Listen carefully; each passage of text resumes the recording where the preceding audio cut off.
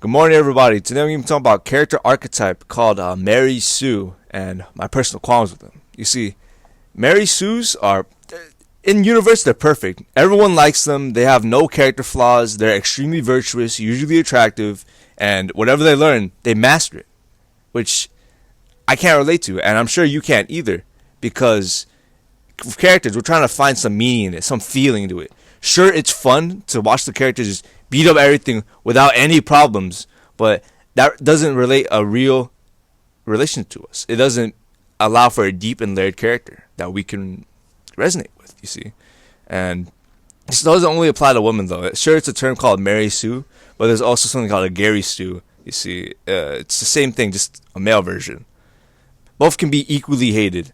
That doesn't really matter. And my argument right here is that flawed characters are much better. You see, with flawed characters, they have issues, they have problems, just like us. And today I'm going to present some examples for you. For the flawed characters, I'll do that later. Now I'll do the Gary Stews and Mary Sues. Three of them. First one I'm going to talk about is Rey Skywalker, or Palpatine, from the new Star Wars trilogy.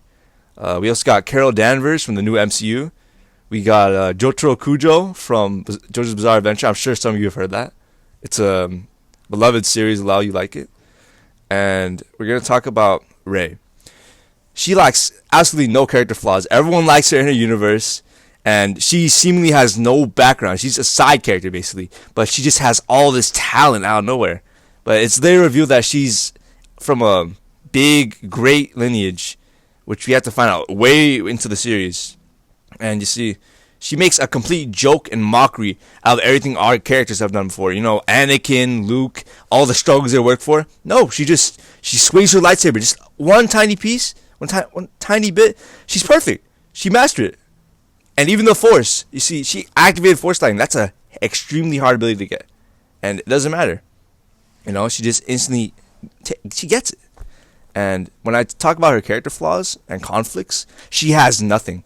You see, any challenge she goes through, she smacks that shit away. It's easy for her. She has nothing to worry about. Sure, she has her brother, but she's protected by plot armor and all that, you know? And it's all unrealistic. She has no experience, yet she masters everything she touches, you know? It makes her an idol, a concept, something that we can't relate to or even try to achieve. My next example will be Jotaro Kujo from JoJo's Bizarre Adventure. He's a high school kid that's absolutely huge, with one of the strongest abilities in his whole universe. And he's absolutely extremely talented at fighting.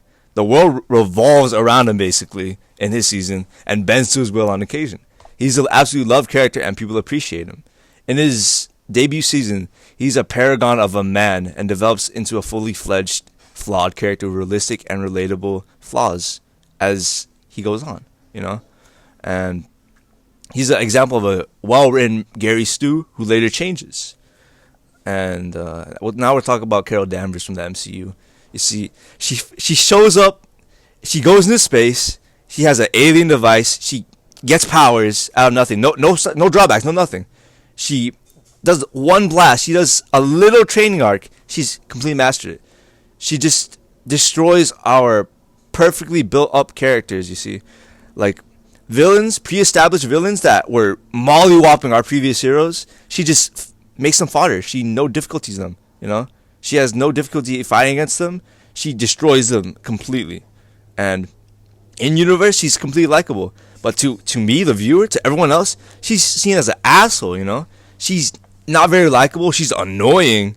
And you need to, like, care for her because she's the main player in the series, eventually.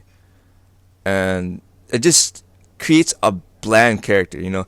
They have room for improvement, but they never do. These writers, it's hard for them to do anything with them, you see. It's nothing good. But some characters on the opposite side of the spectrum would be like flawed characters. I'm going to talk about them right now. You have Mark Grayson from Invincible, Peter Parker Spider-Man, from Marvel, and lastly, Shinji Ikari from Evangelion. You see, these are some of the most polarizing characters in all fiction, you know. But that's not to be taken in a negative way, because polarizing can still be relatable. You see, Conor McGregor, everyone either loves him or hate him, you know. And I'm going to talk about Spider-Man right now. Spider-Man, he's very flawed. He's one of the most flawed characters in all of fiction, I would argue. He's seen as the everyman who struggles to face his real hardships, like finding a stable job and keeping his relationship intact. All problems people will face in their life eventually. But he always chooses to do good, you see. He always chooses Spider-Man. No matter how hard Peter Parker will suffer, he knows that he's doing good, even at the expense of himself.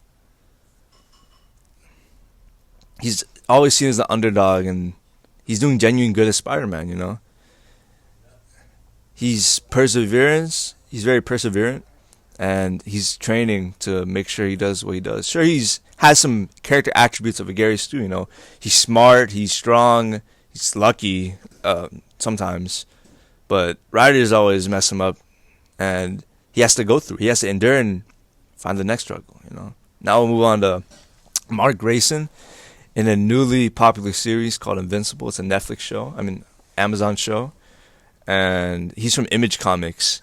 He's set up to be the son of the most powerful man on Earth, but he's an alien, so he's half alien. They're called Viltrumites. That's somewhat important because he's part of a very important bloodline. You see, he's a part of the Emperor's bloodline, but that's besides the point. But after his father reveals that, he starts to kill the team's Justice League equivalent, basically, and the world's in shambles, He's the culprit, but no one really knows. So once Mark finds out, he gets beaten the fuck up by Omni-Man, his father, and he has to go through that over and over and over again. Not by his father, but by multiple Viltrumites, by multiple beings. Everyone's stronger than him. But he never gives up, He has a lot of flaws too. That's not just him getting beat up. His relationships, they're toxic. He has to worry about them. He has to abandon them sometimes because his hero work's more important, And it's not just that. He has some real personal issues as well. Because whenever he does a mission or something important, something just screws him up, He gets sent back in time. He gets sent forward in time. And there are consequences for that, People get angry at him. His wife gets angry at him. His daughter grew up without him. And he's even sexually assaulted by another Viltrumite named Anissa. And that perpetrator, she keeps a child. His name is Marky Jr. He's an exact replica of Mark, basically. That's way later down, though, He's always had qualms about his morality. He was on the hope side of things, the rehabilitation side of things, but he was constantly challenged in his ideals and grew from them. Eventually accepting that some people are beyond saving, and you need to end them. Yet he always chooses to go through good, and he reconciles with his bad ones. And let me tell you something else. He's the only Mark in his universe to be good. Every other Mark, given the chance, they turned evil. So that even makes him more special, because he never chose to do the easy route. He chose to do the right one, the good one, And lastly, we'll talk about Shinji Ikari, the protagonist of Evangelion.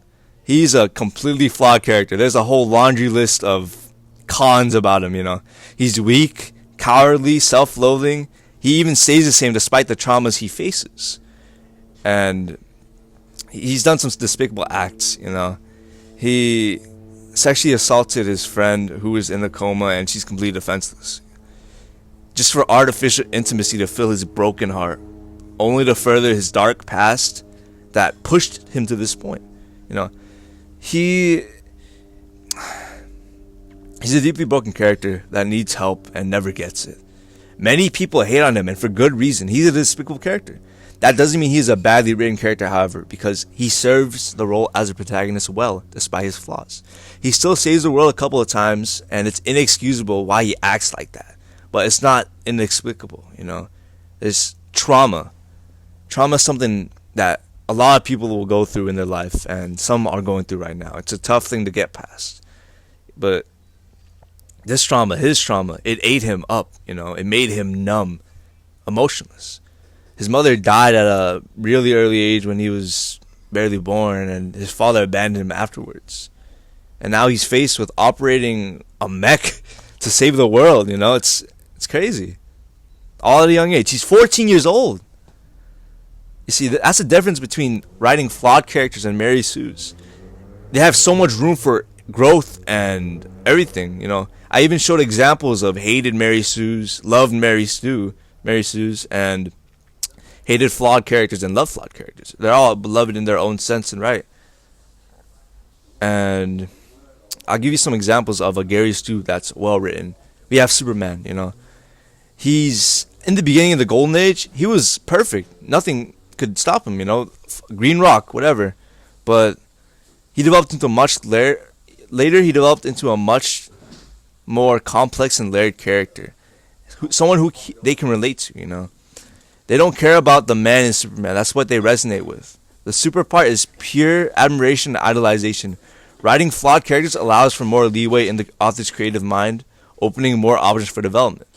Regardless of how they're built, they can both be hated just as much as Mary Sue's. But Mary Sue's need help. People cannot relate to paragons and unreal expectations put upon them. It's even more disheartening when these characters breeze through it. They easily cruise through it.